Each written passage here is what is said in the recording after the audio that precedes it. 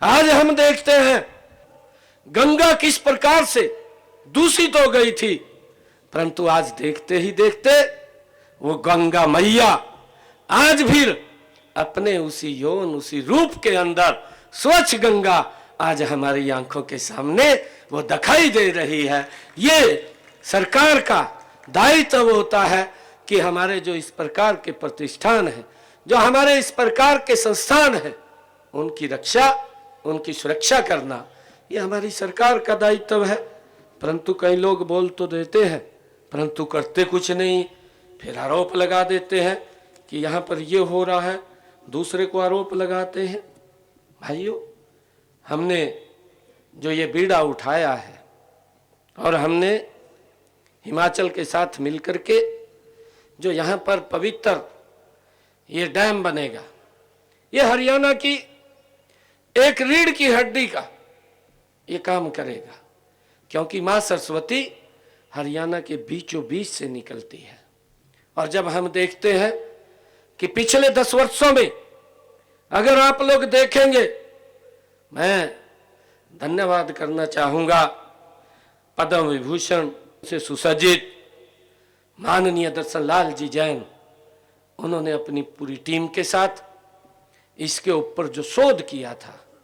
और शोध करके नासा जैसे प्रतिष्ठित संस्थान ने भी जब इस बात को स्वीकार किया कि मां सरस्वती आज भी नीचे से बह रही है, ये हमारे लिए गर्व की बात है। हमारी जिम्मेवारी है कि मां सरस्वती ये धरातल से प्रवाहित तो हो और उसको लेकर के हमारी सरकार पिछले 10 वर्षों से मजबूती से काम कर रही है। जब हम देखते हैं मां सरस्वती के अलग अलग स्थानों के ऊपर, जिसका जिक्र हमारे वाइस चेयरमैन साहब ने भी किया है कि हमने जो तालाब बनाए हैं, पौंड बनाए हैं और हम और भी गति से बना रहे हैं, इसका लाभ हमें मिलने वाला है। क्योंकि सरकार लंबे आने वाले भविष्य के बारे में हमें क्या दिक्कतें आने वाली हैं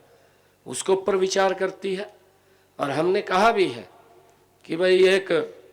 अलग से मंत्रालय बनाने की आवश्यकता है, मंत्रालय बनाइए कि हम भविष्य में क्या योजना कर सकते हैं कि उसमें आने वाले 20 साल में, आने वाले 30 वर्षों में हमारे सामने कौन सी समस्या आने वाली है, उसका विचार आज होना चाहिए, उसके ऊपर आज काम होना चाहिए। मैं धन्यवाद देना चाहूंगा देश के यशस्वी प्रधानमंत्री आदरणीय नरेंद्र मोदी जी का, जिन्होंने इस बात के ऊपर विचार किया कि आने वाले समय के अंदर पानी हमारा जीवन है और वो पानी लगातार उसका लेवल नीचे जा रहा है, वो पानी ऊपर आना चाहिए। उसके रिचार्ज के लिए अमृत सरोवर जैसी योजना वो लेकर के आए हैं। हमने लगभग हरियाणा के अंदर 2000 अमृत सरोवर बनाए हैं और अभी हमने घोषणा की है कि हम हरियाणा के अंदर आने वाले समय के अंदर 2200 और अमृत सरोवर बनाने का काम हमारी सरकार करेगी, ताकि ये पानी की समस्या न रहे। जो पानी रिचार्ज होकर के जमीन में जाता है,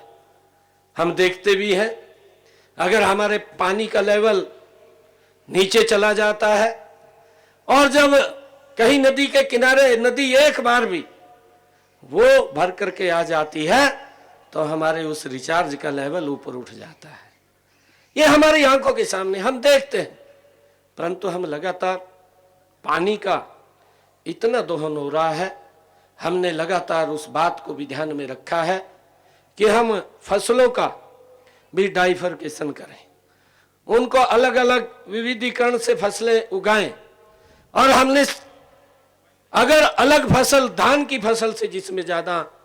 पानी लगता है, धान से अलग अगर वो फसल उगाता है प्रति एकड़ के हिसाब से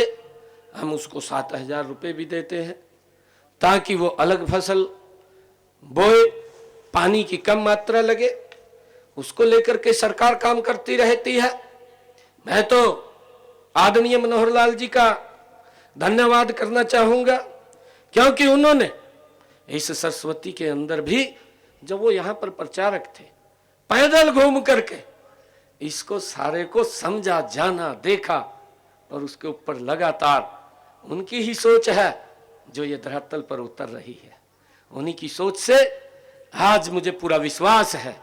कि हमारी हरियाणा सरकार केंद्र सरकार से मिलकर के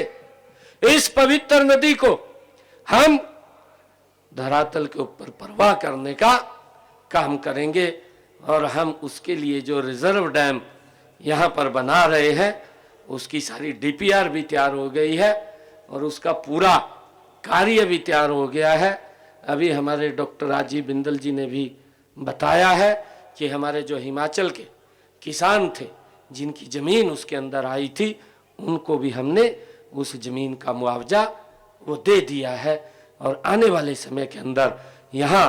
ये इस भूमि से जो ये पवित्र उद्गम स्थल है माँ सरस्वती का इसका प्रवाह होगा। ये हमारे लिए बड़े गर्व की और गौरव की बात है।